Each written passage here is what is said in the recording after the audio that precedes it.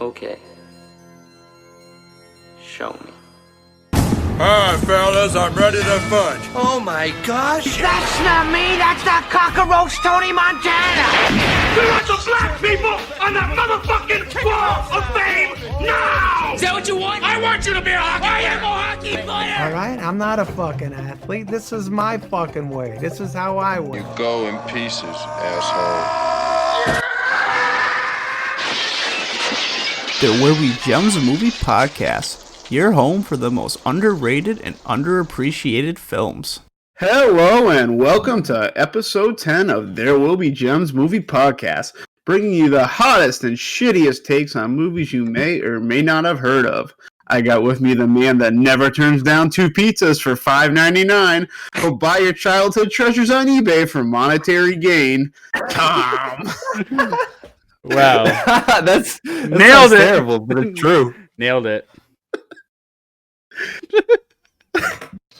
I got the man who shared the same picture of Jeff Goldblum on Facebook every day for over 2 years, but hasn't picked a single movie with him in it. Ryan.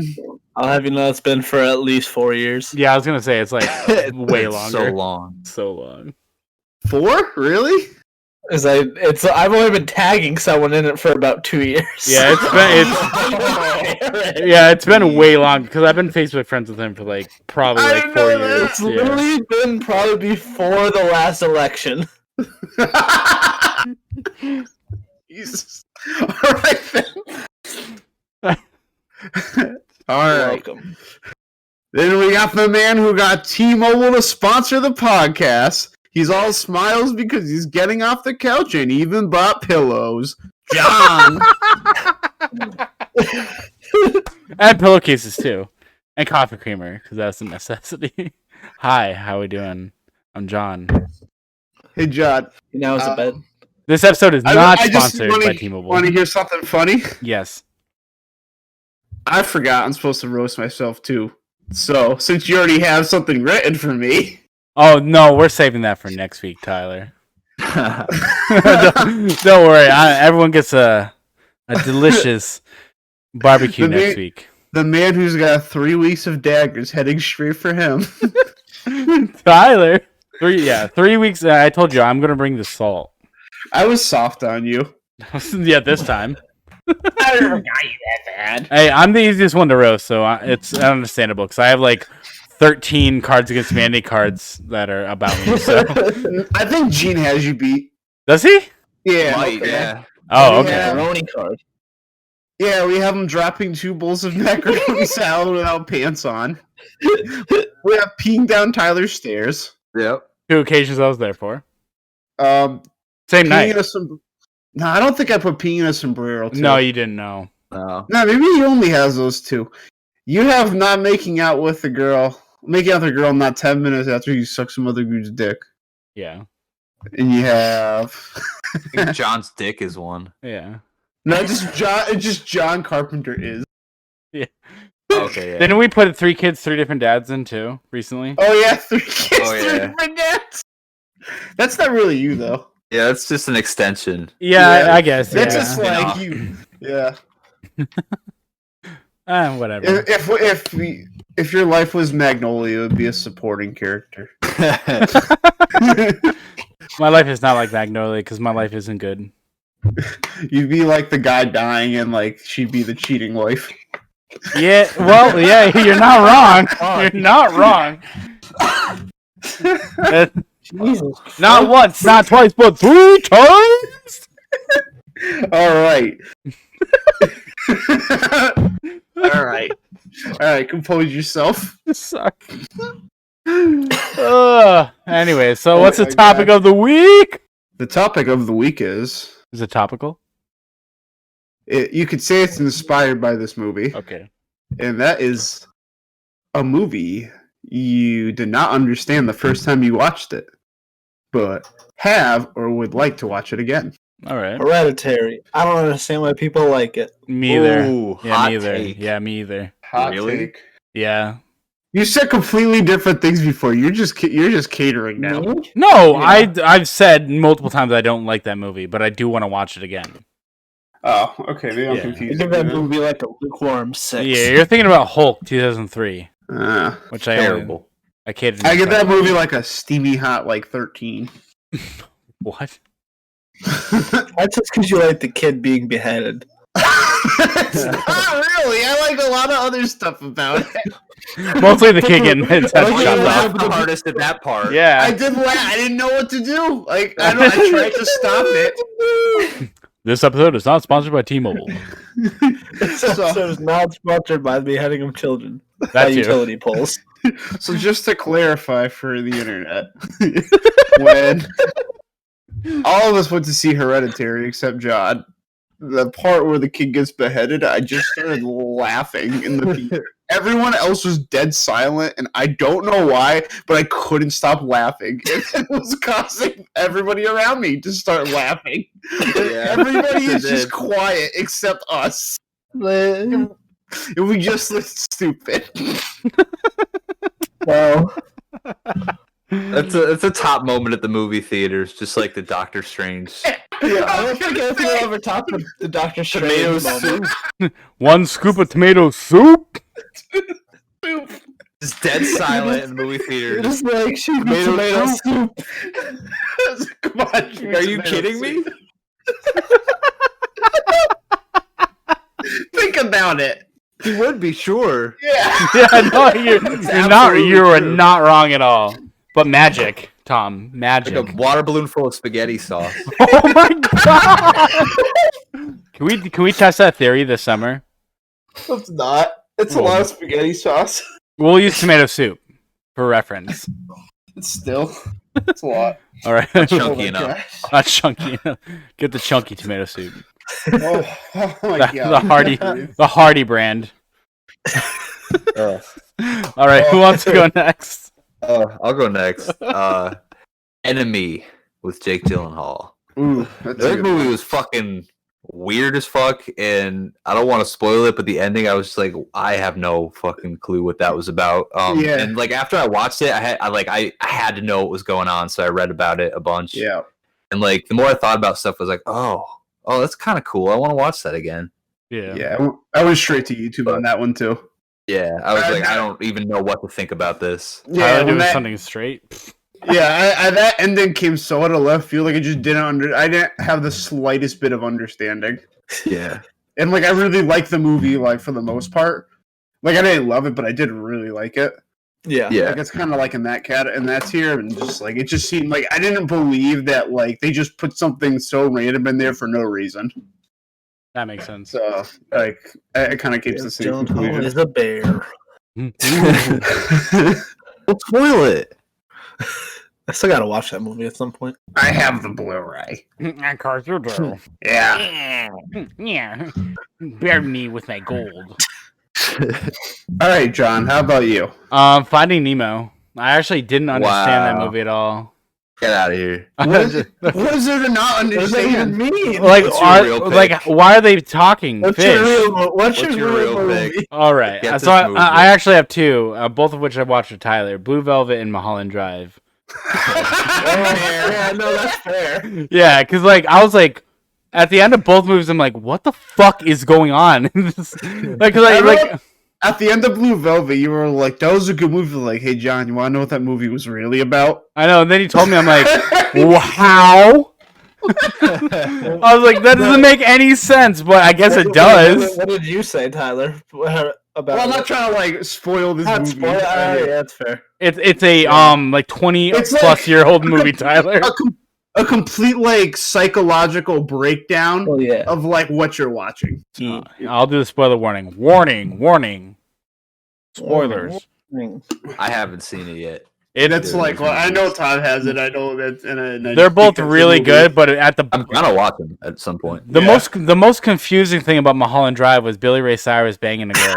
I think Mulholland Drive is like basically perfect, but like I think Blue Velvet is just like on a whole nother tier of like like it's in a tier of movies that it's just like among just like the actual like best movies ever made. I think Blue Velvet's that good. It really does fuck you in the mind, like at the end of the movie, and you're just like, You're sitting there like holding your dick in your hand, and you're like, "Do I piss? Do I shit?" Like, I don't know. It's not even just of that. It's like it's more of like the expression of the idea and how we put that there. Yeah. But it's not like just that alone. It's like the way it's set, like the setting of it, like the metaphors within the setting, like the acting. I know it doesn't seem like good in some spots, like for some characters, fine, but it's it's directed that way. It's a very David Lynch thing, like the way it's directed. Like there's just so much contrast, like between everything. The movie's just like so tight. Like I've watched the movie at least 15 times now, and I've just put so much together and just like noticed so much. That movie is like perfect. That movie was really good. I definitely want to watch both of them again. Yeah. I mean, maybe I'm just like simping over it, but that movie I think really like changed the. Ooh, Tyler being a simp. Ooh, big surprise. Yeah. All right. What about you? Okay, so I went with an animated movie. I've only seen once. Is it Paprika? And it did not understand even in the slightest. And it was not Paprika. Oh, okay. It was Akira. Oh, okay. Okay, that makes sense. That movie, I think I love the imagery. I love like what it was doing, even though I didn't understand. I think Paprika's easier to understand than this movie. I haven't seen Paprika yet. It's on my watch list. This movie's really good. I really like this movie, and I have no idea what really went on or what's supposed to mean or anything like that. But I definitely like to watch that again. Fair enough. So let's move on to the topic of the day, which is on Tom's movie pick. So let's take it away, Tom. What was there before the Big Bang? Well, you see, there was no before because before the Big Bang, time did not exist. Time is a result of the expansion of the universe itself. But what'll happen when the universe has finished expanding and the movement is reversed? What'll be the nature of time? I'd like to introduce a new student in our class. Her name is Anna. Please, Anna, take a seat. How do you know my name? We go to the same school. You never noticed me. You never noticed anyone. Well, I can tell you how we met. It was meant to be. Have you heard of the butterfly effect? Every morning when I wake up, I open my eyes and I see your face and I start crying. When we were separated at 15, I said I would never love anyone else. Ever. Of all those lives, which one is the right one? Each of these lives is the right one. Every path is the right path. Yeah. So, Mr. Nobody, the 2009 film. From what I hear, it was not well received or ever talked about, really, and didn't do very well at the box office. Right, Ryan? Didn't you say it was crowdfunded by a bunch of Europeans? Yeah, it was crowdfunded by a bunch of Europeans, and they're like, "Yeah, you just gotta go make a movie." That had no idea how to actually market a movie. Yeah, I'm looking at the box office. I was thinking like, this movie looks like expensive while I was watching it. Yeah, right? Yeah. It sure does. I was like, this does not look like a cheap movie. This looks like you paid a lot of people to work on this movie. Yeah, $47 million sounds about right. Like, how do they crowdfund $47 million? I don't know, but they did. The Europeans. Yeah. Who is this guy? I gotta look at who is this guy now. Cumulative worldwide gross was $3.5 million. Oof. I don't even remember seeing Not trailers for this movie in 2009. I never heard of it. It made us $3,000 in the U.S. So that's probably why. Yeah. Oof. Yeah. Right. Ooh. They just had no idea how to distribute And it came out 4 years after the movie was released Oh, really? in America. I stumbled across this movie on Netflix, like just watching whatever movies were on it, like probably 4 or 5 years ago, and it's just like remember thinking it was the craziest movie I'd ever seen. Yeah, I didn't know. There's a lot that just like went over my head the first time I watched it, so wanted to pick it again, and I'm really glad I did at this point. I think there's a lot to talk about here. There's a whole mess of shit to talk about. Yeah. So Tom, take us into it. Yeah. So this is a wild one. I think something I want to say right off the bat about this movie is it deals with themes heavily. Yeah, for sure. Themes and symbolism. So you need to understand that going in because it does create these surreal environments at times. or maybe somewhat abstract ideas, along with a more a more traditional storyline where there's an actual plot and drama and things happening, but then some wild shit gets mixed in there. Yeah.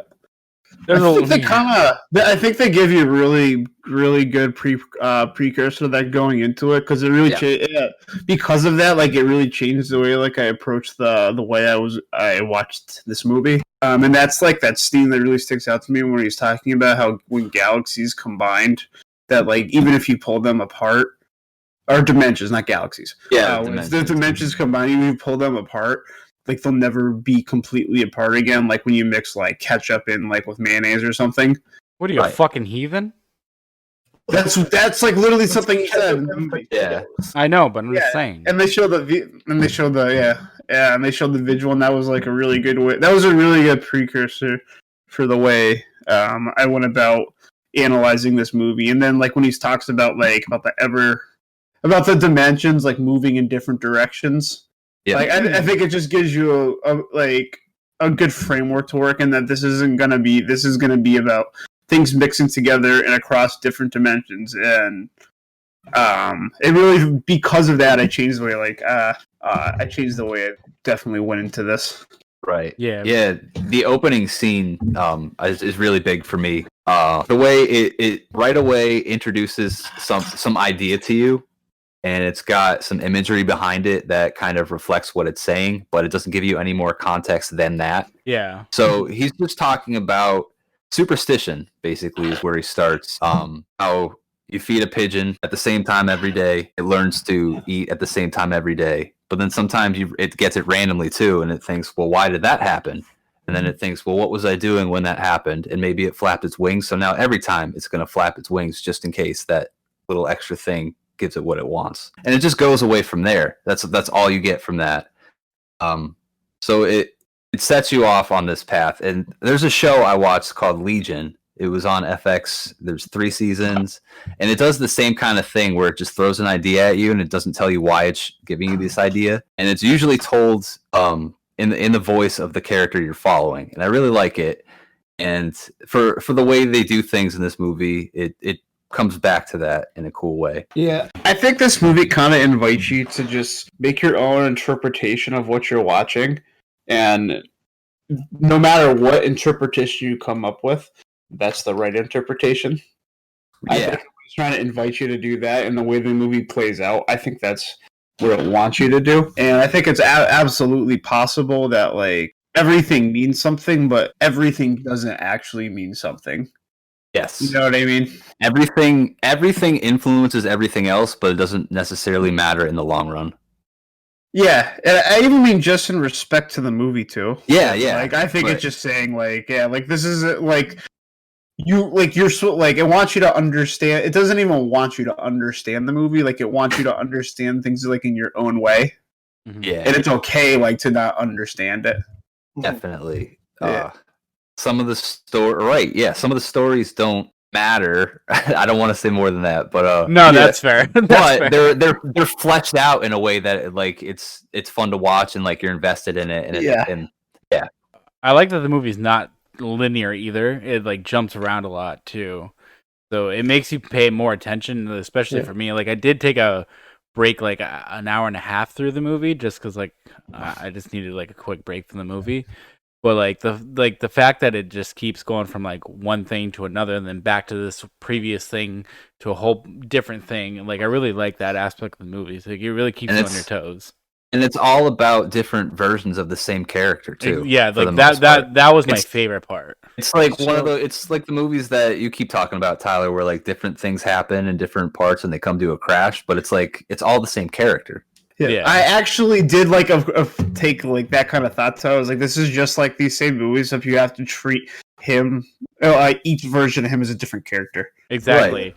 And like once they bring in the whole like other dimension things and dealing with reality, that's how they tie that together, and it's really cool. One way I approached this movie that was a little different, figuring out because pretty early on I figured I was like going between different versions. I'm like, okay, this is like, and with the speech they had about the different dimensions, I it became very clear to me that's what's going on. It's his life through different dimensions, and it's not clear like why or like the purpose of it or what. It's unclear of the purpose of it though, if that makes any sense. It doesn't really be made clear until the end of the movie. But some spots in the movie, like the beginning, it makes you feel like it's a narrative. Yeah, but it's not, and so I think where a lot of people might have trouble trying to understand this is they're trying to connect all together, and I kind of just like sat back and like let the movie, and I just looked at the movies like this isn't a movie that there's nothing that's going to make sense or connect about this movie. Just watch it as a series of like vignettes about the same person across different dimensions where every different choice led to a different life. And I just literally thought until like a good hour, 40 minutes in, it was just going to be like 2.5 hours of just watching a series of vignettes like that. And that would have been fine. Yeah, totally. Yeah, early on, there's symbolism of multiple things becoming one thing and separating. Yeah. He walks out and there's two shadows on either side of him coming out from him. I love that. The scene with the angels, there's two angels that come down. They go to one child. Early on, they put that in there too, which is cool. That comes into play. This movie kind of like it reminded me almost like a comic book arc, like in some way, like with alternate realities and stuff like that. And it kind of made me think about Spider-Man in a way. Which I know it sounds weird, but like there's been like obviously comic books where you got Spider-Man, then you have an alternate reality Spider-Man, like the Ultimate Universe, and you have like Spider-Man Noir, and like sometimes they all come together and like do stuff. So it kind of reminded me of that in some aspect, which kept me more intrigued as the movie went on, because I was like, well, what's going to happen at the end? And we're going to have like some team up and they're going to fight the old guy or something like that, but that didn't happen. One way I kind of justified this too to myself is because we see at the beginning the old guy is just like talking about his life. Yeah. So I looked at it as like, I mean, you got that concept was really reminiscent of two very old movies that I like a lot. This movie called Wild Strawberries. It's from the 50s and it's Swedish, and this movie from the 60s called 8½, where it's kind of someone just reflecting on their life and just like thinking about things and out of order. It's no narrative, but it's them just like reflecting on their life and eventually coming to some type of profound understanding.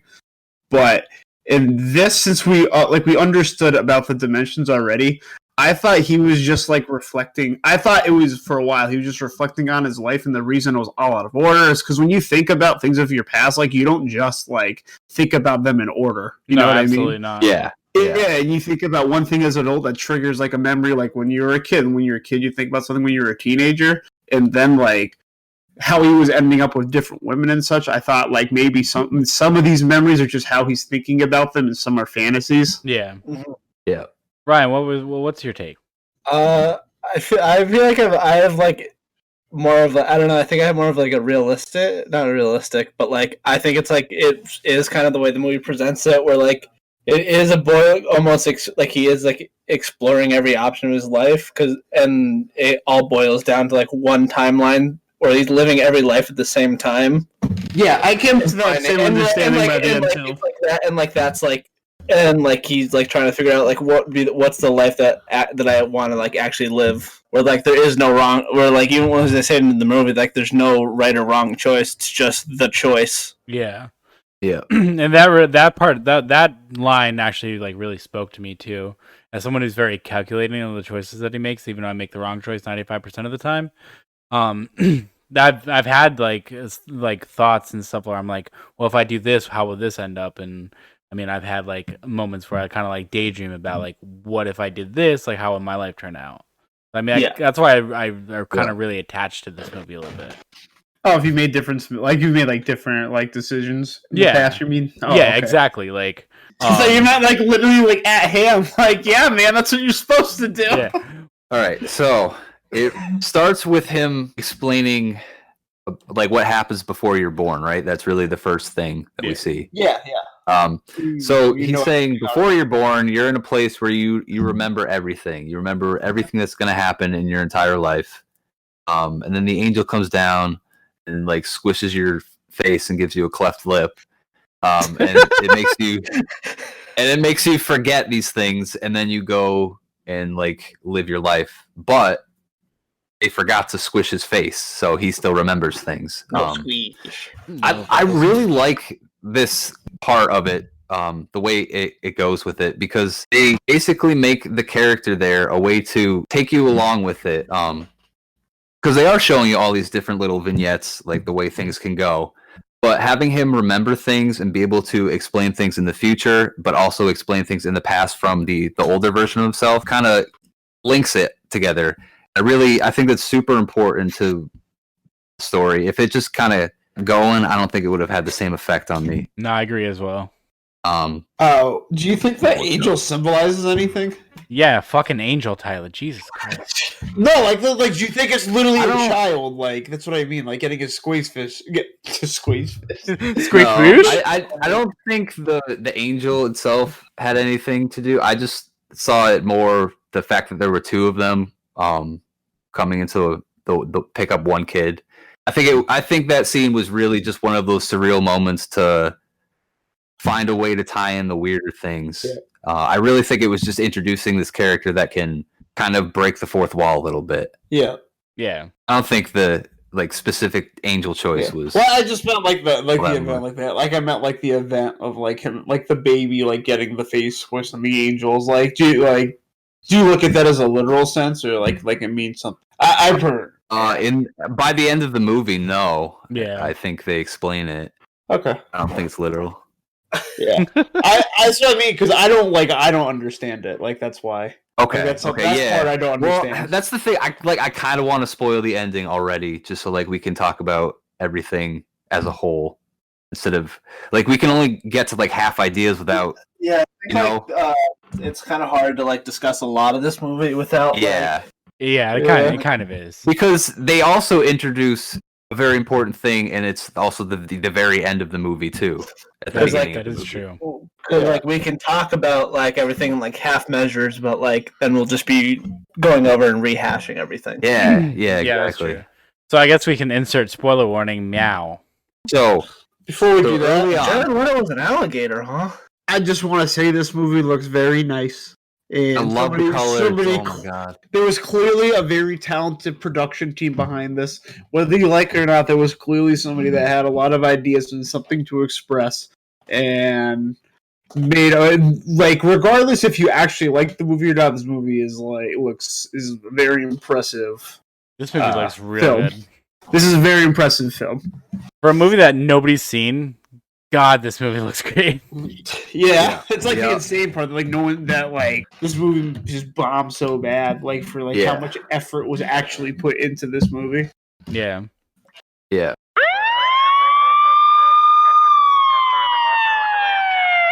Holler if you hear me. Whoa, slow down there, Chief. Looks like we are entering spoiler territory. If you have not seen this film and would prefer for it not to be spoiled, you may want to consider skipping to the timestamp provided below. Thanks for listening. All right. Okay. Bombs away, baby. Okay, so Hiroshima. We go from the spot of him explaining the thing with the angels, and he meets his parents, right? And it shows him growing up a little bit into a toddler. And it's explaining these things. We don't remember the future, and he questions why. And he asks his mom why we can't remember the future, and she's like, "We just don't. You just do things." That's a theme that comes back a lot, where you just go with it. Things just happen. Mm-hmm. There's no right choice. There's no wrong choice. Sometimes it's shitty, but you just deal with it. Mm-hmm. It's a theme that comes back a lot. So his dad is a weatherman, and it seems from the get-go that his mom is kind of unhappy, right? Yeah. Yeah. She's tripping over shit and spanking her son. She's you just deal with it, whatever. When she's asking the questions, she's stop asking questions. Yeah. Well, to be fair, she is married to the lizard. Yeah. So I'd be upset. So right off the bat, that's how they introduce her character, and it gets to a point where they split up, and it builds to that pretty quickly. And so they're at the train station, right? and they show some train imagery first. They don't show all of it, but what it turns out is that they're at the train station. His mom is leaving, and he's standing on the train station with his dad. Yeah. Mm-hmm. And so that opens up the whole thing. But that's this huge decision that this child is faced with. Like, his mom is leaving, and he's there with his dad, but he wants to be with his mom, but he wants to be with both of them, but he can't be with both of them. Mm-hmm. So he has to pick one, right? So it has scenes of him staying with his dad. It has scenes of him running after the train and getting onto the train. It has a scene of him running after the train and his shoe falls off and he trips and doesn't make it onto the train. It's another butterfly effect thing, just losing the shoe. It's funny that you mentioned that. So, because, butterfly effect comes up in movies you may want to watch after, and I thought that was pretty funny. Yeah. So what actually happens is this kid is stuck at the train station trying to figure out what the right choice is, whether to go with his mom or to go with his dad. And while he's in that moment trying to make that decision, all these vignettes are the different possibilities in his head of what could happen. Mm-hmm. And they present it in a really unique way with the old man and what his end goal is and everything. Gotta love it. So that's what it is. None of them are real. They're all in this little boy's head while he's trying to make a decision. Oh, I have a different takeaway. How? I thought I had the whole like dementia thing was like I thought it was all completely real, and I took it a little bit more literal with the old man. Mm-hmm. With the old man, when like it actually reaches to the crunch. Or I believe that's what they called it, where the galaxy would start to retract. Yeah. I felt like, Right. from my understanding, because the man lived that and he was traveling back in time, this is like I mainly formed this takeaway on the back of the scene where middle-aged, or what's his name in this movie? Nemo. Yeah, when Nemo is, Which is why I made the funny Nemo Nemo joke. nobody. Yeah. I should have figured that. Jesus Christ. Yeah, when he's in the old broken down house and he sees his older self on the TV. Yeah. And he says like, "I'm coming back where this has already happened." That made me feel like he had actually hit that event at least one of the dimensions. Mm-hmm. And that's why. And so now that time's traveling back, because of the crunch and him living for that's why that child had the ability to like have this knowledge of all these things that could happen in his life. Right. That makes Okay. sense. Yeah. But from that standpoint, wouldn't everybody in the future? That's one thing I was like scratching my head about too. It's like I don't claim to like understand like all this. I think it's all just like it's all just kind of like symbolic or just kind of like just more of like storytelling mechanics. Yeah. Yes. So like the first time they introduced the whole dimension thing, like he basically ends it on saying, "So how do we know what reality is?" So I think that's where they open that up to do exactly what you said is let you interpret the movie however you want. Because I take it as it's definitely like a storytelling mechanic of this kid trying to make these decisions, but they also include that stuff to make you question it. Like, what is reality? How do we know that even though these were just thoughts in this kid's head, that some of these people didn't actually make it out into their own branch reality? Mm-hmm. That makes sense now. I kind of agree with that too, though, because some of the realities just like end. Like we're like, there's some like I felt like in some realities, like he really did like die, like on that table. Like, we're like at the beginning, we're like I felt like he really did like die in like some of those realities. That was just like almost like a callback to like, and that was like a wrap around to helping you understand. That's kind of like part of where I drew my conclusion from too. Right. It's a lot to take in. The numbers they used, I believe, were the Fibonacci sequence, like the 1, 2, 3, 5, 8. Everybody loves the Fibonacci. No, but I took that as just like almost a red herring. Not really, just like it's a pattern that people look for a lot, and it's like something you can notice, and it just shows up a lot. Mm-hmm. It's just to keep driving that question about what's real, and is this the right choice? Is this leading me somewhere? Am I doing the right thing? Kind of idea. Yeah. No, it makes sense. Yeah. Yeah, and he said he had to live until a certain date, and like he looked at the time on the clock and all that, and the phone number. That makes sense. Yeah. See, I didn't really catch like all like a lot of the fine details. I think like this is definitely a movie like to have like a good understanding of. You got to watch more than once. Oh yeah. This is the second time I watched it. I felt like a totally different way about it the first time. Yeah, because you have the framework is going to happen. So like now, if I were like watch it again, like I at least like I have like even if my interpretation is not correct, like I have like a good understanding of like what to expect in this movie and where to go there. Yeah, I don't think you're incorrect. I definitely think that's included in there on purpose. Like that's what they want. Yeah, yeah. Like, they want you to. They want you to be able to feel like it totally could be both. Yeah.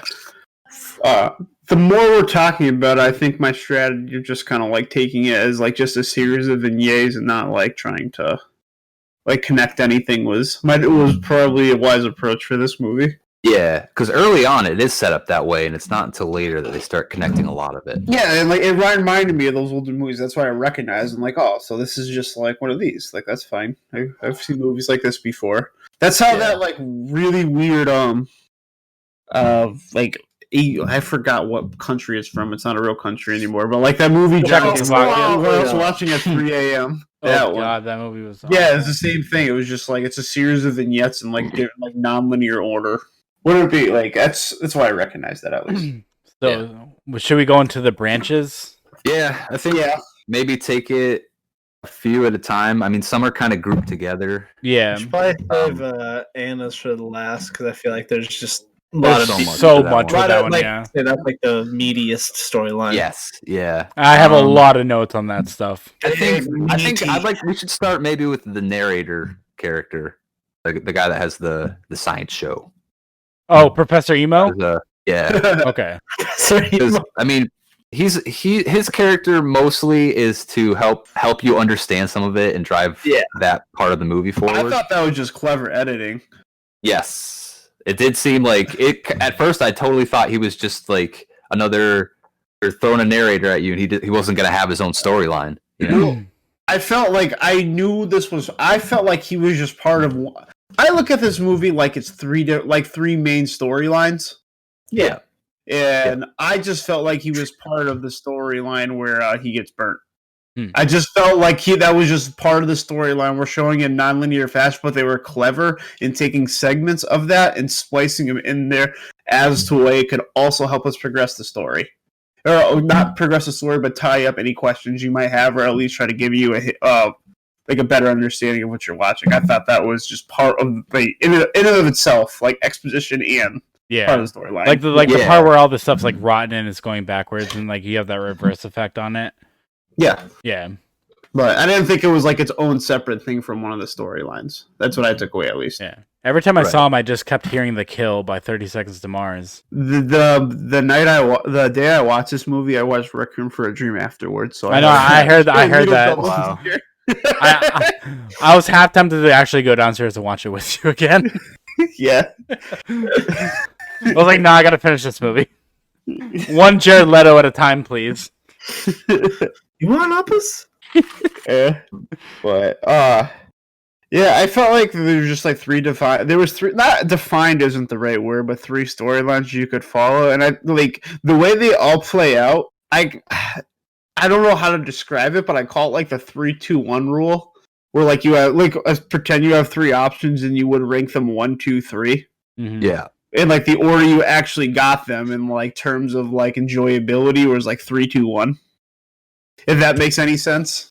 Mm-hmm. So wait, it was one most. So favorable? like I look at like the three like women he spends his life as is like obviously with the Anna character he wants that like that's like the most profound effect on him, and he wants that to like be like his like his A story like his choice like that's his top choice. Right. Yeah. Where it's like Jean's character, it's almost like that was like the settling one, but he gets to have like this like beautiful family. I love that part. You know what I mean? Yeah. Like the story about Jean taking like the C storyline. Yeah. So and then like it's just like kind of like it's just highs and lows in the middle one. Wait, he had the family with Elise. Yeah. Maybe yeah, but am I getting them mixed up? No, you had a family with Jean too. Yeah. Well, yeah, I mean, like that was like the Oh no, yeah, I remember the Gene was when he was a swanky ass motherfucker. Yeah, that's what I mean. Like he just like had like wife. yeah, he had like just like the perfect life, but it seemed like that was like the woman of like the three that had like the least amount of effect on him. Yeah, Gene didn't hate cars as he much just as Elise got did. her to make Elise jealous in that dance. Yeah. So like I thought that was interesting how they that, framed like, it like that. If Anna was number 1 and then Elise was number 2, he only went with Gene just to make Elise jealous. Like that was definitely the number 3. Yeah. So I thought that was clever writing. Yeah, no, there's not much I can say about the writing in this movie, to be honest. Yeah. So should we just go into like the version where he just stays with his dad then? I feel like there's a lot less to talk about. Because then we'll go down. I kind of like to dissect both of them into the same thing, but it's however you want to do it. Yeah, well, I mean, like we can do whatever we want, but like just for my like viewing purposes, I kind of just like stated in like as in storyline A, B, and C. Yeah, Well, I like kept them all in the same lane regardless of like where you grew up with. Yeah, Tom, how do you want to do it? I like that idea. If it might be good too if we can split up like both storylines that happened when he went with his dad and the storylines that went with his mom. Yeah. Yeah, so like where we can. Yeah, and then the storyline where he was in an emo band. All right, so the true storyline. Why don't we jump into Gene, since Gene's probably the least going on. The least going on. So so that's exactly it. That was like the settling choice. But he personally got the most out of it. Like, you know, by comparison, I would say like he had the highest highs in that marriage, I would say. Because like you said, he was swanky, doing what he wanted. Rich, had the perfect family. I assume he learned to swim because he had the pool in that one. Well, the Gene storyline like makes him become like jaded with like because I don't know if you want to jump all the way to like when they get to like the dance and all of that when he like. I mean, we can move all the way up and around just like the movie did. Yeah. With like how like he pretty much just got like denied or he got rejected by Elise. And he's like, I'm gonna marry the first girl to dance with me. And like when he's riding it, like after all that happens, and he's riding his bike with Gene, like he's just like, I'm just gonna do all of this. And I think that makes him become like jaded. Why now in his adult form he's actually just miserable and just feels nothing. And then he just like he ends up getting shot in the tub and left in the woods. So I love that. Yeah. Right? Like I was it's like, totally the worst of all. I don't mean he got like the most out of that, like, but he had the nice house. Like, if you look at it from the outside, he does. That's what it is. Like, he has all the nice things. Yeah. He got exactly what he wanted, but that's not really what he wanted. Yeah. Yeah. I think it's also interesting. He just like lives the shortest life in that one too. Like he gets like let's say like if you were just to like completely quantify the amount of like happiness you have in your life. He might have lived like the same amount in that life as he did in his longest storyline, but it's just like it was at such a high for such a small period of time. Other than him like struggling for like long periods of time for like a gratifying longer story. Right. Exactly. Yeah, there's a lot. That's a lot of good. Yeah, there's like more. There's definitely stuff that I'm just kind of like noticing now that we're talking about it. Yeah, there's like so much in it. Yeah, it's definitely like that's movies like this I think require at least 2 viewings. Like going into this, I knew like I'd heard like the buzz around. I didn't know much about this movie, but I knew about the buzz of it being like a really like hard to understand movie, but it's like really impressive. I didn't really find that hard to understand, to be honest. Like I mean, to keep up with. Yeah, there's a lot to keep up with, but at the end it like kind of tells you like what's going on, and if you like, I had to fully pay attention to this movie, and so like when I got to the end, I was like, oh, okay, this makes sense. Okay, this is why this is like this. Okay, cool. But I also kind of think that we're not all necessarily right, but then we're all not necessarily wrong, and that might be the point of the movie. Right. That makes sense. I like 100%. Like Because they'll just throw shit at you like a helicopter carrying a chunk of water to put in the ocean, or like a steamroller going in reverse and like I pulling fucking up the love asphalt. that shit. I love that. I shit. know exactly. I Like, loved they just it. throw it at you, just like you think you know what's going on. Blah. Yeah, like Gotcha. psych. Here's Nick Cage in a bear suit. Oh, okay, they didn't throw that in, but just kidding. Just kidding. That's what you think. You didn't see that scene? I guess not. Show you off the director's cut? Yeah, I was gonna say, Tyler, did you? Are you sure you bought the director's cut for this? I'm positive about the director's cut. I'm HIV positive. Anyway, so let's move right along. Lee's next. Yeah, that was like, I don't know. It wasn't my favorite actually. Yeah, like Anna's my favorite because I have so many notes on that. Yeah, so in that storyline, he lives with his dad, and his dad gets in an accident and is in a wheelchair, and now Nemo takes care of him. Yeah, I have the lizard takes a bath with sun. And so his dad kid. tells him that he needs to get out of the house more. A boy his age should get out, and he's like, "No, I don't mind taking care of you." And like, clearly he does. Clearly he's unhappy. You can probably sense that he's thinking, how would things be if I made a different choice? You know, I ain't watching my dad's dick. And so he's just at the dance one night, and this girl like freaks out on some dude. She's like, "Ah!" And like walks over to him. And she's like, "Hey, let's go, Nemo." And he's like, "Who? What?" He's like, doesn't even know her. Yeah. And so they leave. He goes with her, and she's like, she's crazy. Like, she seems manic right from the start, right? Yeah. Most women. Like, they introduce that, and the first thing you see her do is crazy, and then even when she's outside, she's like still freaking out for quite a while. Mm.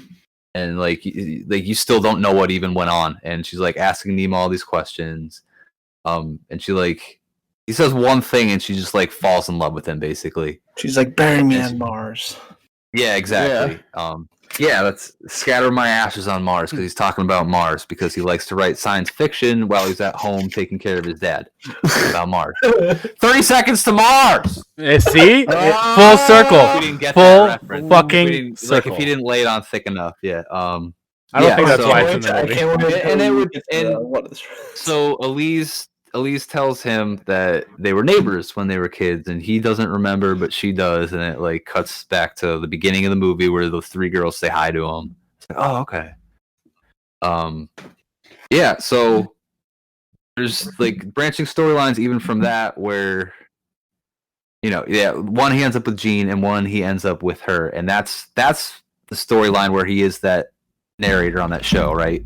That's what I felt like the one where he was married to Elise. Yeah, he was the. Yeah, and there's the storyline where they get married and they have the three kids, and then she's depressed, horribly depressed. And there's the one where they get into an accident on their wedding day, and she dies, and he gets the burn on his face.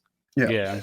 That's the story. Yep, that's the storyline. I felt like I connected to him as the talking guy.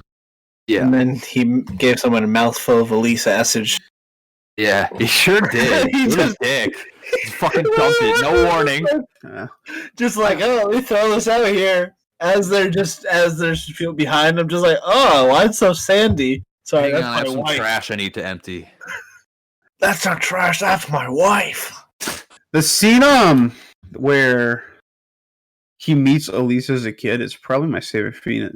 Probably my favorite scene in the movie, honestly. For there's no particular reason like it moving the storyline, but just like there's something about the way that scene was filmed like that. I just like really liked about it. I thought like that encounter was very like real. It was very not realistic. Not the right word.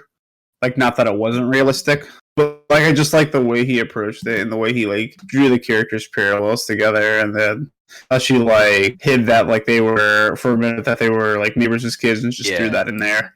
Like she was like restricting. I don't know. There's just like a lot of like subtle like poignant things about that scene I really liked, and it just sticks out to me. Scott Pilgrim vibes to it, like Ramona Flowers kind of. Yeah, it does. Yeah, a little bit. I feel that. Yeah, I think he gets like the most personal like fulfillment in the storyline, like just within himself. Yeah, totally. No, that I agree with that 100%. Yeah, and they have the parallel where he crashes the bird hits his window and he crashes into the lake. And then there's the other one where he has the burnt face and he pulls up and sees that someone's getting pulled out of the lake. Yeah. And that turns out to be someone else that will come up in another storyline. That's the meaty one, the Anna one. The Anna. Meaty Anna. I think this is my favorite storyline. Yeah, I can agree with that because the Anna one is. We'll get to it, but that's my favorite one. That is my favorite one. I like it, but there's things that we'll get to it. Yeah. We'll get. I to know. It. But then in one of the alt realities, he takes a trip to Mars. So let's talk about that a little bit. Pretty badass. Yeah. So that's another reality where I forget exactly when it happens. I think like he goes to Elise's house and sees her with Stefan, I think it was. And he gets super pissed and leaves. He goes and rides his bike, and he shuts his eyes, and he ends up crashing his bike, of course, because it's a really stupid thing to do, and like smashes into a tree, and he's in a coma. Yeah. And so we know that this character likes to write this science fiction story, where this guy's going to Mars, and you get to see that play out. This character that's in a coma, like he's playing that in his head. What, like that story of the guy on Mars? Yeah, it's really cool. The hair was weird. Everything was weird about it's that. Weird. Yeah, they're like way in the future and going to Mars. Yeah, It's just some Tesla shit. Unique. Yeah, it's like Nemo but in space. And then he had the bikes in space because China is too expensive. Oh, I'm drawing a blank on the bikes in space. What? It was just like a really one-off scene where bikes are like flying over. Like, why is there bikes? Yeah. Well, because she mentions it, because they're like, he's like, oh, that's a lot of bikes. He's like, and she's like, oh yeah, China's too expensive to have manufacture stuff now, so we do it here.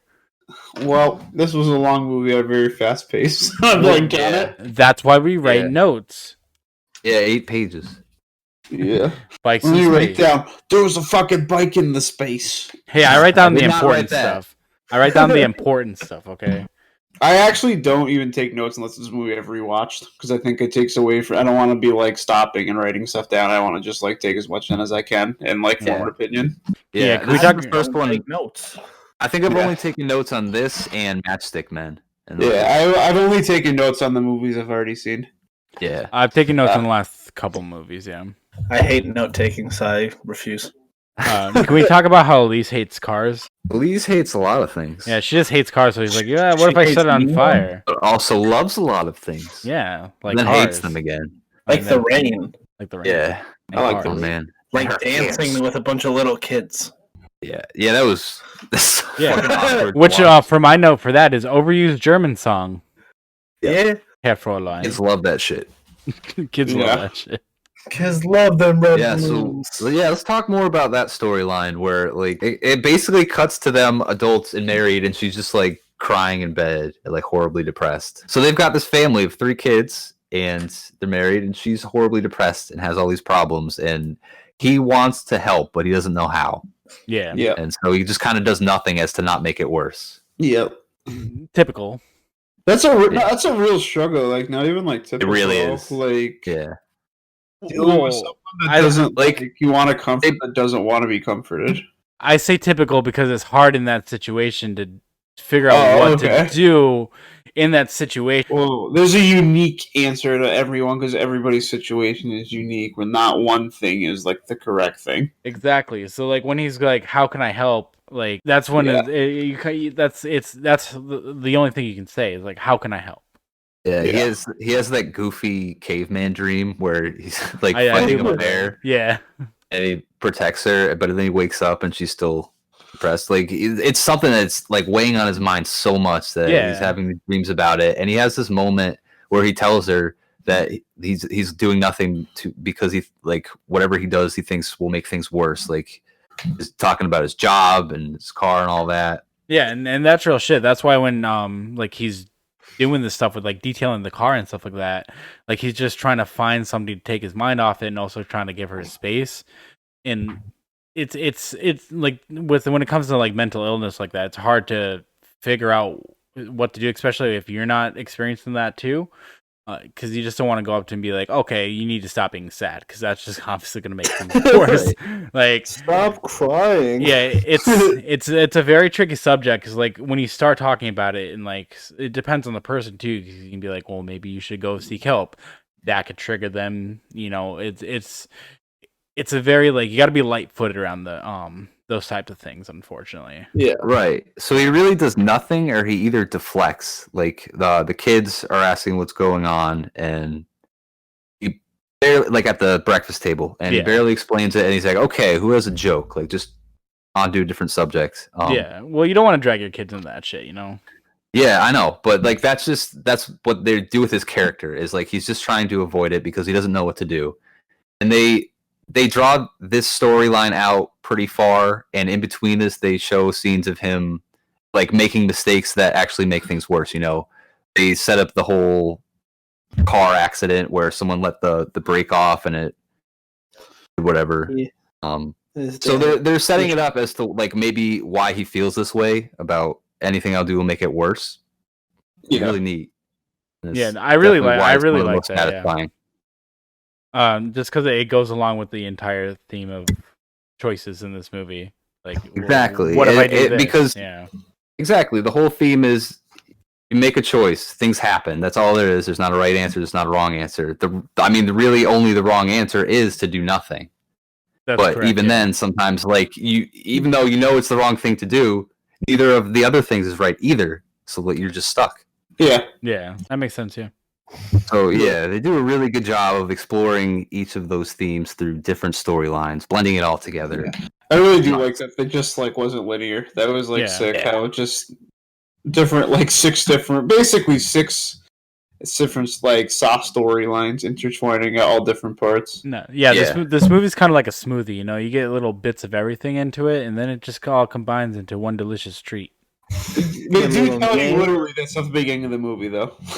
Yeah. Like if you like can read between the lines, I think in this movie they make it pretty easy for the audience to understand that this is like you said, literally a smoothie, dimension smoothie.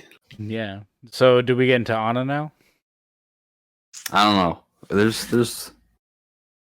Should we? Well, we didn't really talk about like the line where like they have the accident and like this is the explosion. Because like when I mean like the most like I think that story like that combined with the side where he's caring for and dealing for oppression is like kind of where I mean like I think he has the most self-discovery in this timeline. Yeah.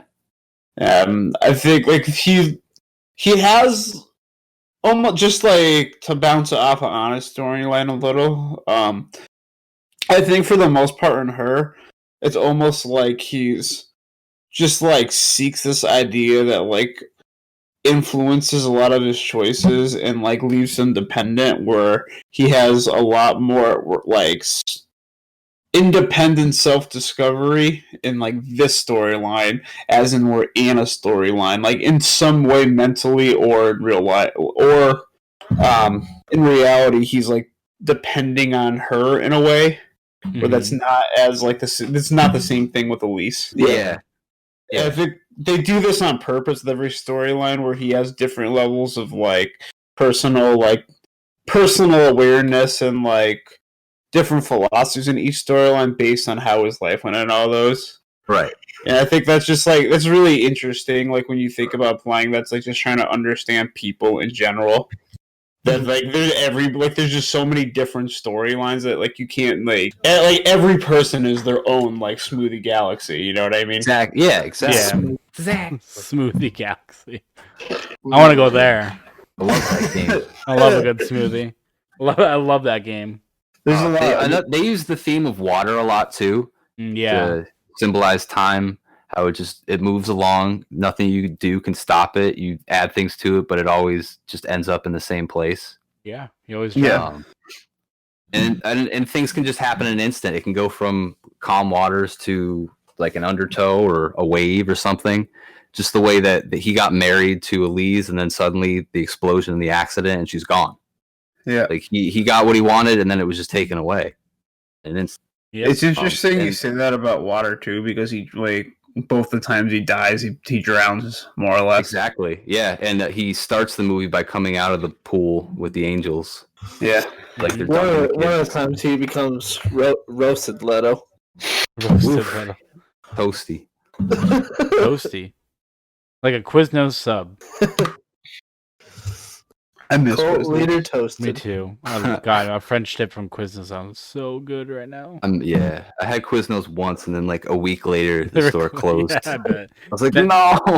I swear that building's like cursed. Like no business can go in there. It Yeah, is. It's ridiculous. Anyways, movie. Quiznos aside. The cursed spot on the drive aside. Yeah, curse the cursed spot on the drive. Not even Wings Over could save it. Yikes. All right, we getting to the Anna side now. Yeah. All right. So much to this. Yeah. I just want to read my notes real quick on this stuff. Same. I would love to hear John's notes. So, first off, I have semi-incest ? Yeah. I also have I get what you're saying. Yeah. But, like, the reason, I know it sounds really weird. Yep. But if you think about it this way, I had a girl in one of my classes my junior year of high school who was dating someone for 2 years, and then their parents started dating and got shotgun married. So like suddenly now you're dating your stepbrother. Yeah, it's really weird. So it's no, but I mean, like, that's why I think it's like it's not as weird as like it's made not. up. Suddenly, Pornhub. It's important to the way they structure this storyline because, like you said, the one with Elise is the most personally gratifying to him, where he learns the most. Yeah. This one is drawn out. It's dragged out. They're trying to be together, and it spans like 20 years or like 10, 15 years or something like that. Yeah. And they like at every corner they're faced with some new challenge. Like the odds are stacked against them. Yeah. And that's how it happens. Like they meet and then it gets complicated because their parents are dating and get married. Mm-hmm. And then they split up and they get torn apart. And it's not that weird. It's just that's how I took it, as just more complications for them. Yeah. I mean, like, if you think about it too, it's like, just imagine like you're a kid and like you just like now like punted with like, it's not like you start off as like this is your sister, like she's not your sister on day one. Yeah. And it's like she was the new girl in school. Yeah, like this new girl in school, like your age, you think is attractive, and now like you spend all this time together and get to know each other. Like now suddenly, like it's not okay because of what your parents say. Now they break up, so it's like now is it suddenly okay because you guys have broken up because you grew up together? It's less weird. I guess where it sounds kind of weird at face value, but it's really not, and it really is important to like the way the storyline develops too. Because like it sounds like stupid in a vacuum, where he's like, yeah, the girl left when you were like 10 years old or like however old. I think they're a little older than 10. But like how they were just banging, they were older than 10. Oh yeah, they were like 15, dude. Yeah. Yeah. So they're at an age of at least like somewhat of like sexual maturity after like spending like all their formative years together. Funny, but like they're still young enough where you think you just like move on with your life and do something different. You just like meet someone else, like it's like literally you're still like you have so much life to live and like so much more to learn. But by the fact that they were like brought together like that and spent all this time like getting to know, like knowing each other, everything about each other from such a young age. Yeah. That's what kind of like holds some weight about this and makes like this story mean like a lot more. Mm-hmm. Yeah. So that. Yeah. Oh, go ahead. I was just gonna say, like, it's a common line across all this together. Like in all the storylines with Anna is like they can just never get it together, even though like that's like, that's who they want to get together the most. Exactly, and this storyline has one of my favorite shots in the movie. It's when Anna and her dad are leaving, and Nemo goes chasing after her, and so he takes that shortcut through the alley, and he sees the lights coming at him, and thinks it's the car. And stands in front of it and tries to stop it, and it's two motorcyclists that go around him. Dope, yeah. So it's the two being one, separating and coming back together. But it's also like what I said about the water. You throw something in to try to impede it, but it goes around it. It just keeps going and ends up in the same place. And like the way they went around him was just like if you threw a rock into a river. The way it would just go around it and come back together. I love that. Yeah. Yeah. It's also funny that you mentioned the sex because my other note is prelude to a foot job. Foot job, still a job. And then my last. I would have taken any job at his age. Oh, that's fair. My metaphorical or real. Like my last two notes are long hair don't care, and then he's also a wizard. He's a what? He's a wizard because he's floating on the bench. Oh yeah, wizard. You're a wizard, Jared. He's like cleans pools for a living. He laughs it all off in your face. What would you do? He cleans the leaves out of the pool, like pulling the mistakes out of his own past. That whole scene is just a camera crew following Jared Leto. that's just what he does on any given day. He's like a pool for you. Yeah, can you just walk around and we'll just film you? It's interesting. He's filthy rich, but lives in a big emptied out space with a mattress. That honestly wouldn't surprise me if that were a fact. No, he's a cult leader. That is true. Yeah, cult leaders don't sleep on him. He lives on an island. Thank you, Jared Leto. Yeah. Oh, on the Jared Leto, like just on normal. I also have old man Joker laugh as one of my notes because it is the same laugh he uses in Suicide Squad. I hate the old man voice in this so much. Yeah. Your boys want some cranberries? Can't remember a fucking thing. Oh, let me tell you my entire story. I'm 34 years old. Yeah. I'm 9. I wear really comfy shorts because I'm 9 years old. We all like comfy shorts. They're easier to jizz in. Anyway, so back to Anna. Which one do we want to do first? It's I don't know. It's hard to pick which one to do first, to be honest. It's your movie, you pick. Well, the lamest one is the guy. So the scarred version of Nemo, where Elise died in the explosion in the car accident. Yeah. He sees someone getting pulled out of the pond, and that person is someone he worked with. That's what he says. So he goes to the funeral. He's a colleague, and it turns out that it's Anna's husband. Yeah. And he's never met Anna. He went with his dad, not with his mom, so he never met Anna. But apparently she came to the United States anyway. So like, even though, well, actually, her dad might have still ended up with his mom, but that like the same thing could have happened just without Nemo, and still, the two of them moved back to America. I didn't think of that until just now, but yeah, because Anna was in America. I didn't realize that. Yeah. I'm not really questioning it. Like, it's interesting because either with or without Nemo, she still ended up moving to America with her dad.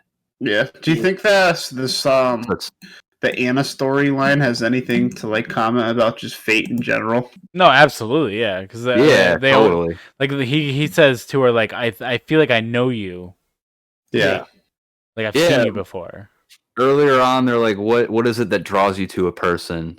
Is it like features? Is it something else? Something you know about them? It's big ass titties. Get out of here, Two-Face. He's like, nyarg. Wrong villain. But yeah, she kind of like like shoves him off. Yeah. So yeah, well, he sees her at the funeral. He doesn't know her, and he just like kind of like something about her he likes, like, and he tries to go talk to her after. Yeah, she's single. Really never gets anything out of it, and that's just like the resolution with him and her and that. Yeah. Fucking hell, John. I'm not wrong. I mean, like, she's single. Yeah, but he's not just like, oh, she's single. I guess you don't even have to ask that if it's no. Hey, you haven't had a time of your life until you went to a funeral and tried to pick up at the widow. I'm just saying. I wouldn't say he tried to pick up. I wouldn't say that's what he tried to do, though. Where do you think I met Megan? I know. That's exactly where I found Megan. At her husband's funeral? Yeah, dude. Huh. No, I'm just kidding. Okay. Did she ship him away in Wayfair? Maybe. So yeah, funeral. Sorry. Okay. Yeah, I guess that's the most boring of the Yeah, that's storylines. because nothing really happens. He just like sees her and she does nothing. So that's it for that one. Yeah. Wah. Well, no. There's an even more boring one when he first meets her as a kid, and he's just like, "No, everyone's stupid." And then You're he, rude. and then he runs her at the train station. Yeah. That's the lamest timeline. For whatever reason, actually I forgot about thought that. like that was the same one where I thought that was just part of like before he ended up meeting her like at like before like we got stuck with her as like a stepsister. Mm. For whatever reason, I thought they were connected to the same place, the same storyline. I didn't think they were independent. Also, that creates a plot hole. Why he Oh. then never met her. Oh, Yeah. well, Now that I think about it, yeah, it's like, wait a tick, shouldn't you know this man? yeah, but I mean, like I took it as too that they just like it was like long enough where they didn't recognize each other. I guess. Yeah, I don't know. When? I think you know, like how they're talking about like when he said like girls like maybe I'm getting some of this stuff mixed up. I'm talking about when like he said that he doesn't want to what they were talking about, like when he doesn't want to walk with her. Doesn't want to walk with her? What do you mean? What am I like? What? I don't know what you're talking about. I'm getting this mixed up. What were you guys just talking about? I was talking about like that one like he's like, why instead of saying I can't swim, he's like, no, those kids are stupid.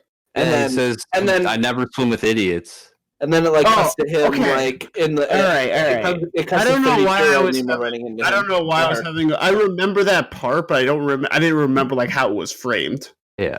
You know what I mean? I don't know why like walking to my head. But I kind of like thought that was connected to like this. Like I didn't think that was like an independent storyline of like them. Like where like his yeah. That's what I mean. I thought that's what Ryan was implying that was like its own storyline where like that's as far as they got to meet. I mean, isn't it though? No, I think that No, was. because then he eventually told her that he just can't swim. I thought that I thought that it flashed forward to like just like that's one scenario that could have happened if like that's the choice he made there, then he never has a relationship with her. Okay. That's the way I interpret it. I thought they were just showing us something out of order. That's what I thought they were doing. Yeah. That's what I also thought. Because like to me, like confused. They really just represent like every major choice and every outcome from that is like what like they show us.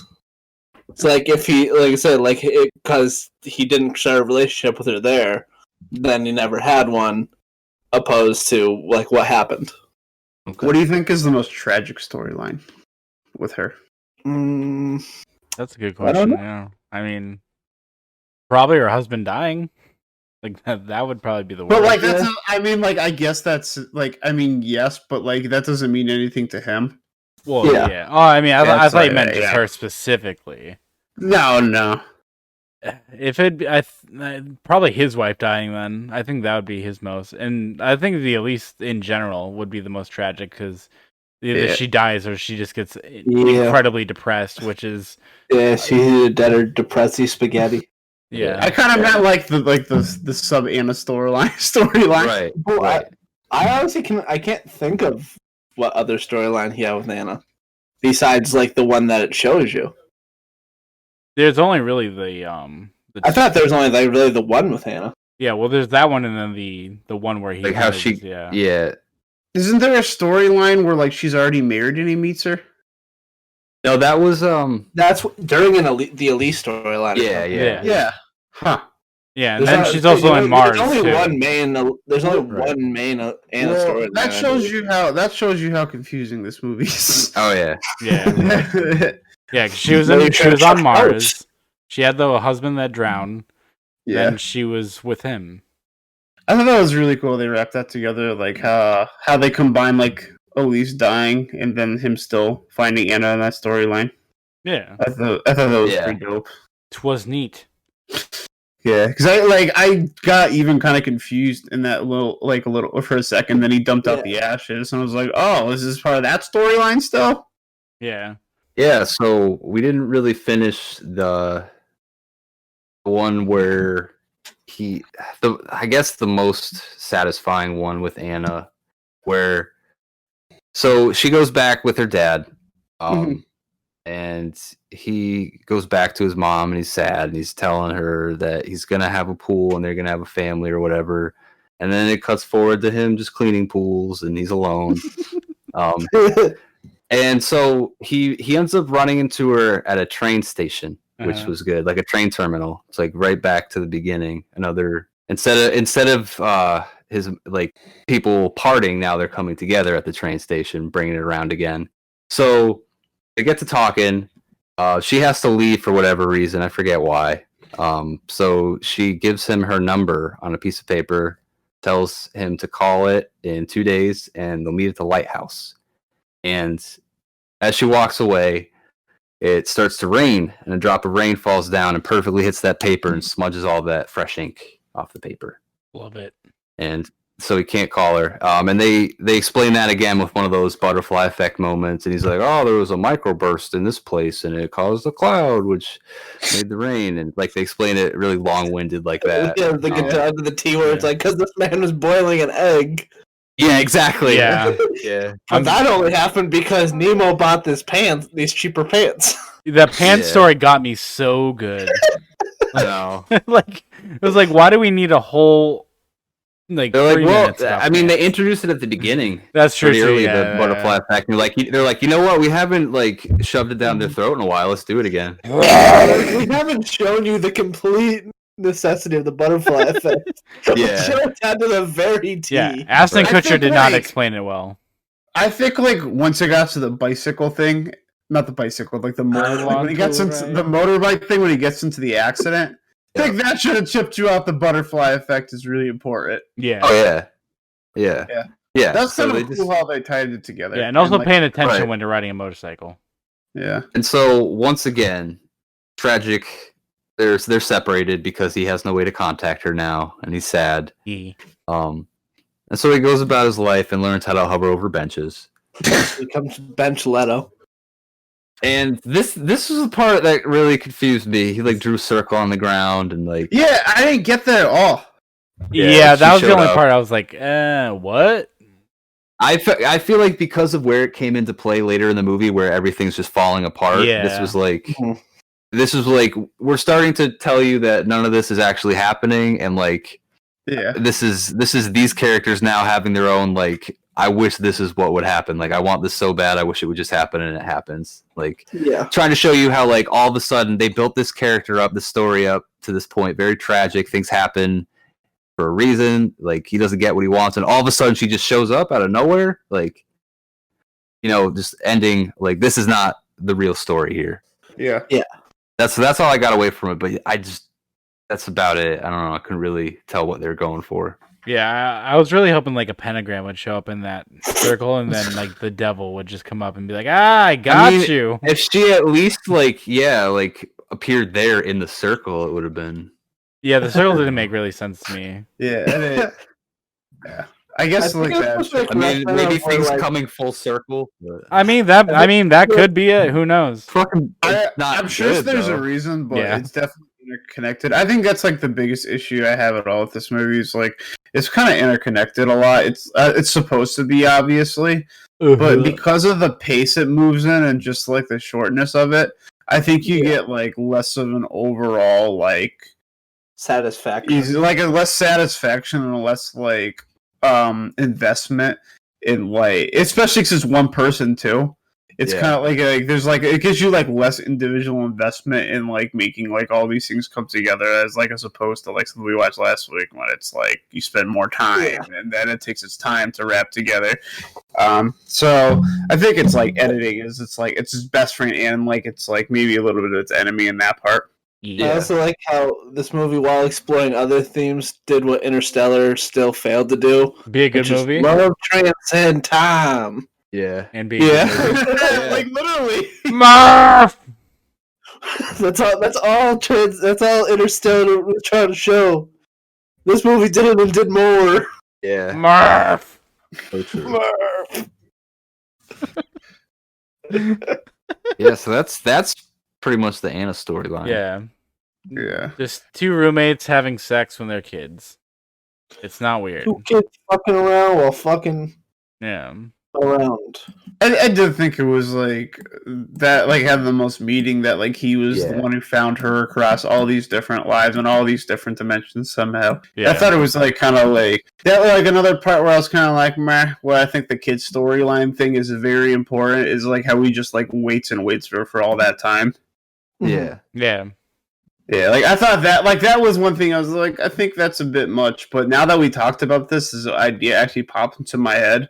Because if we're working on the assumption that because of the crunch, like that kid, like him in that moment was able to like see all these different destinations, maybe he sees the destination where the chance to be with, like the chance to live his life with Anna is what he wants to. That like it's easier for him to make a decision to actually go for that than taking what like is probably the easier route of things. Right. So what?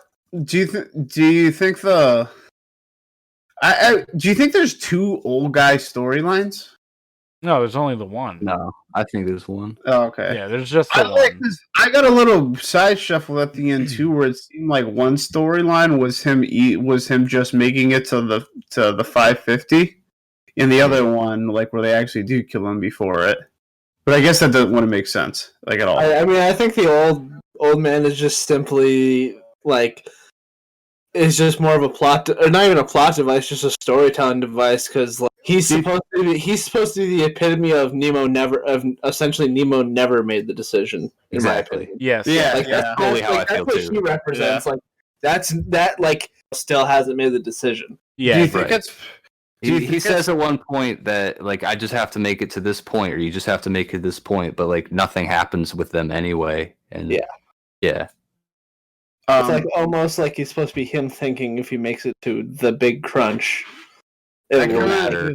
Might have developed another like theory about this movie. Do you think it's possible that it'll be working kind of in the same way of parallels if we're gonna agree that the movie is the child thinking about all his decisions in that instant? That's how I took it. That's exactly how I took it. Is it possible that the old man is actually it's all just one storyline and the old man is him as an adult just thinking back on all the decisions he made or didn't make, and it's just like two timelines working back at each other in the same way, but it's both of just him reminiscing as an old man, like thinking about his life and him thinking about his future as a kid. When I watched it the first time, I thought it was going to be him like reminiscing, and at the end you were going to find out which parts of it were real and which were not. But after watching it again, I totally think it's just him representing the Nemo never making a choice. And the fact that he tells the guy that we don't, he literally tells the reporter that he's talking with that we don't exist. We're all living in the mind of a 9-year-old. He kind of spoon feed that one to us. Does say that. You want some of this? I'm the kind of person that doesn't just take things like that literally, though. Like in a movie. Yeah, I mean, there's definitely unreliable narrators, but I just like would hearing it literally dismantles when Nemo makes a choice. Right. Hearing that, like I think about, like it just, I think that's not. He's not talking about the literal sense. I think he's talking about that, and like he's saying we're just in the mind of a 9-year-old and some other, like it means something other than we're literally in the mind of a 9-year-old. No, yeah, I think it just implies like, hey, like this kid is like thinking about all these different possibilities, because they also say, hey, this kid can see the future, but it's not really him seeing the future. It's more like him contemplating what could be if he does certain things. He is seeing the future, but it's in his own mind. It's not necessarily the real future. Yeah, it's like exactly. Yeah, it's like this is what could be. Right. I think I like that way of thinking of the movie. I think that's like, other than like what I was thinking about, like he understands this because of all that. If you just like look at the movie as like like the possibilities that child is making in that moment, and just an endless amount of those, I think that's I like looking at it that way. That's probably the way. That's a good way to look at it. I think if I was taking it from the way of man reminiscing, I'd probably not even like this movie. Yeah. I'd be like, what the fuck? I'd be like, that's fucking stupid. Just a senile old man reminiscing about his life. Back in my day. Back in my day, we had 3 timelines. Not Back just in one. my day, we had better fucking blankets than this shit. I do like that too. He's like, what did you do back in those days? And he's like, we ate meat, we smoked. We had unprotected sex. Yeah, we had sex. Oh yeah. I mean, they craft this whole futuristic world where like everyone's like upgraded and they like no one's mortal and they have these pigs with them to like replace organs and cells and whatnot. It's like all in a bid to like live as long as possible to make the right choices and get what you want and be happy. Like it's all out of fear. Yeah, I thought that was also like a good contrast. That like this person's at the end of their life, and those people never will be. But he lived the whole life and now all his experiences, and they live in a world where you can't do any of those things. Exactly. They found a way to make not making a choice work for them, basically. Yeah, and they're not going to have real fulfilling lives. Yeah, I think it's definitely heavily touches on like just morality, not morality. I can't think of the word. God, I wish someone would heavily duality. What? Duality? No, like mortality. Why can I think mortality? Yeah. Like the mortality of just like life, where like even like him being that old, he's pretty much saying like I didn't live enough and stuff like that. Where like everyone's trying to always constantly just be living. Yeah, and it never feels like it's enough. Yeah, you never have like a fulfilling. You never have like an urge to accept your own mortality. Yeah. You never have to accept your own mortality. So, like in a way, I guess that like I mean, it's not something I could ever like truly understand, but I would think that would be something that would impede your progress. Like if you're just never gonna die, like I feel like never in a rush. There's no urgency. Yeah, you're never in a rush to do anything. Right. Yeah. Yeah. Lots of contrast. That's cool though. I like the. It's still really this. I think this movie's a lot more similar to Magnolia than like it appears to be at face value. But I think they have very similar structure and themes. Really. Yeah. All right. I mean, I think that's about all I have to say about it. Yeah. Anybody else have any final thoughts? No. I mean, we covered. There's a lot to talk about in this movie, so we covered a lot of this stuff. So I mean, yeah. I mean, all my notes here, like I've gone through most of this. The only thing, like, in that weird reality where everyone wore sweaters, like, why did she have to have the mentally challenged son? I think the ideas presented in this movie are more important than any individual thing that happens in this movie. No, that makes sense. Yeah. And yeah, totally. That's kind of the idea of it. And it's one of those movies where, like, if you look at a lot of things individually, like just on a story and character level, they might be like ranking lower than like something other than something else. However, I think this is like the sum of all parts is where you get this idea and this philosophy, and that's what you're supposed to get out of this movie. Yeah. No, that makes sense. Yeah. All right. So let's move it right along to ratings. Ratings. Who wants to go first? Ratings. Go. You know what? I never go first. I'll go first. Yeah, about time. All right. So I like this movie. It's something I definitely would need to watch again before I have like a real opinion of it. I think the actual filmmaking is very, very impressive. Couple things, a little bit disjointed because of the same thing I criticized earlier, where it moves a little fast and you kind of lose a lot of development. And because it's the same person, it's hard to actually like form a bond with them because they're never the same person, but they are the same person. But since there's not like, it's harder to like attach yourself to an individual part of it, and it gives you less investment. And I think maybe makes the movie a little bit less grad time. But the other side, it's still just like very impressive film. And I think I came up a little higher talking about the conversation during our conversation. I'm going to come in pretty strong at 8.4. Neato burrito. Yeah. I'll go next. All right.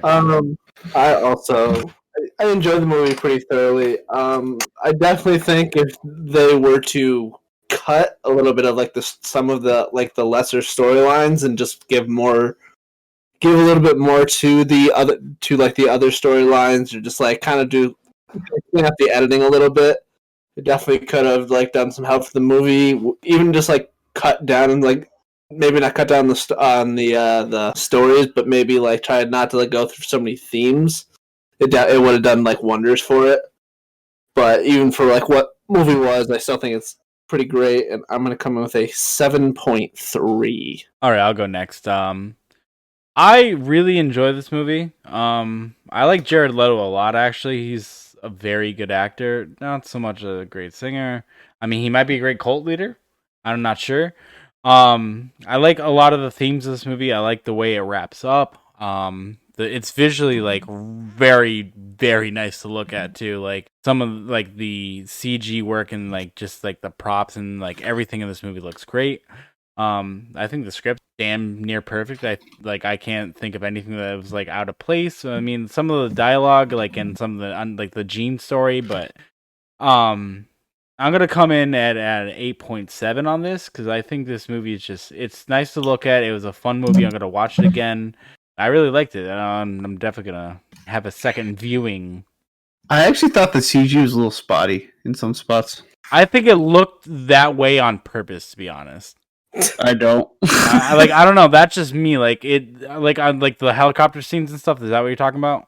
I mean, no, just some of the explosions and morphing. It just looks maybe like 10-year-old CG. I mean, maybe. Yeah. I mean, it is 10-year-old CG. Yeah. So I mean, yeah, but like I mean though, like it might have not been like I know this is an expensive movie, but like it also is an independent crowd-funded movie. I think them not having a studio, so not having a dedicated CG team.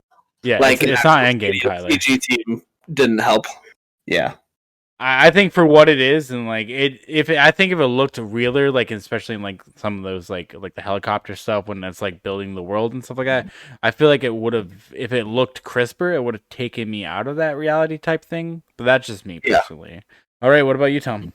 All right, so I loved this movie. This is my second time watching it. I love the themes in this. Something that I really like to like think about or watch in shows and TVs, time travel or alternate reality type deals, and this is what this was all about. So I mean, really cool. Definitely visually great to look at. I love the colors. Acting was great all around. Script was good. I love it a lot. I'm gonna come in really high on this one. I'm gonna give it a 10. Oof! Damn. Yeah, is that the first 10? Yeah. Yeah. Bold words for a man not riding a unicycle. Like I honestly have no complaints other than like his old man voice, and that's not something I can call it out for. That's fair. What was this? A 34.4. Neat. Ooh. That's great. I think that makes it number 2. I'll take a number 2. Yeah, that's number 2. You, John. Huh? I said thank you, John. You're welcome. He's probably about to take a number 2 on this order of high-rated movies.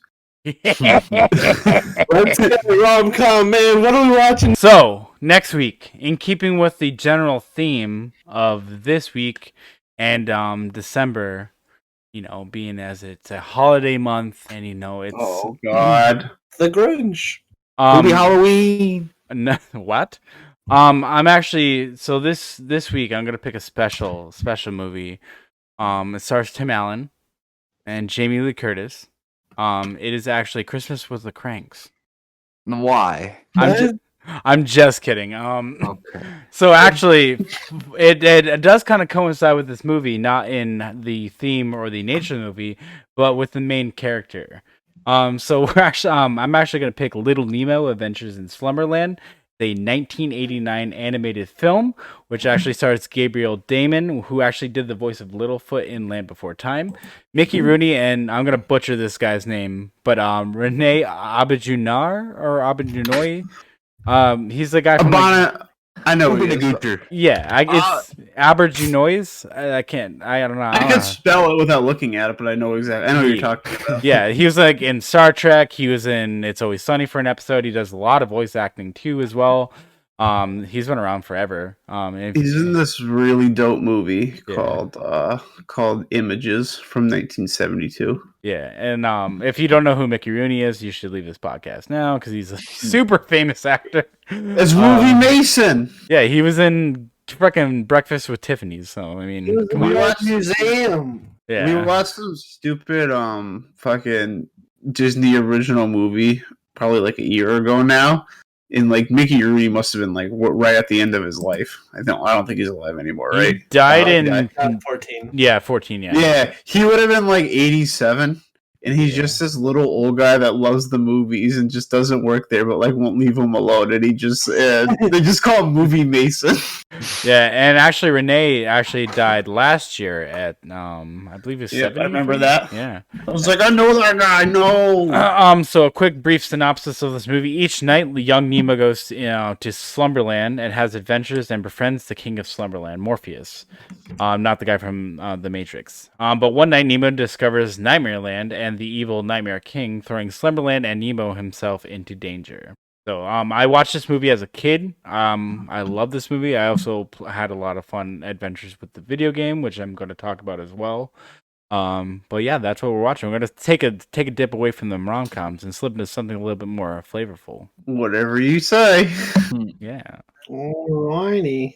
Yeah, grab your popcorn, grab your kids, grab your wife, punch your wife. Let's do this. Except that last part.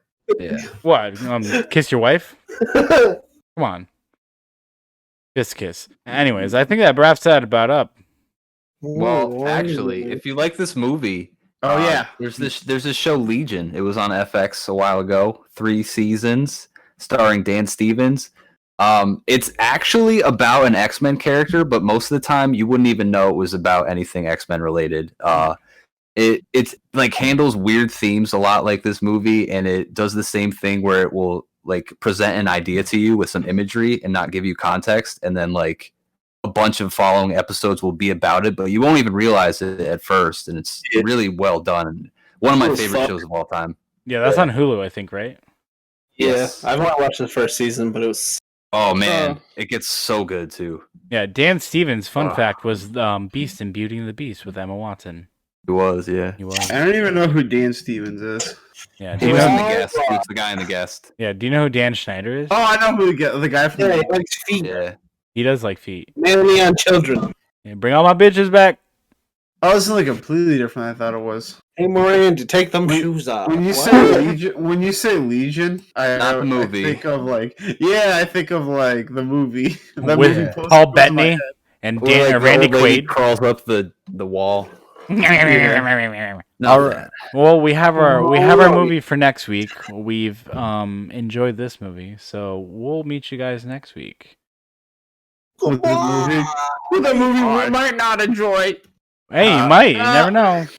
I might. Yeah. Hey. You never I would know. much rather watch this than the last two you picked. Oh, wait until the next pick after this. This is Oh my is God. the palate cleanser, motherfucker. You think that far ahead? You're a sadist. I am a sadist. Oh, All right. All right. Good night, everyone. We love you. Bye. Hey, Ma. You on uppers? What? You're on uppers. You're on diet pills, ain't you? I told you, I'm going to a specialist. That's what I thought. You making a croaker for speed, ain't you? Harry, are you all right? I'm going to a doctor. What does he give you, Ma? Does he give you pills? Of course he gives me pills. He's a doctor. What kind of pills? A purple one, a blue one, an orange one. Like what's in them?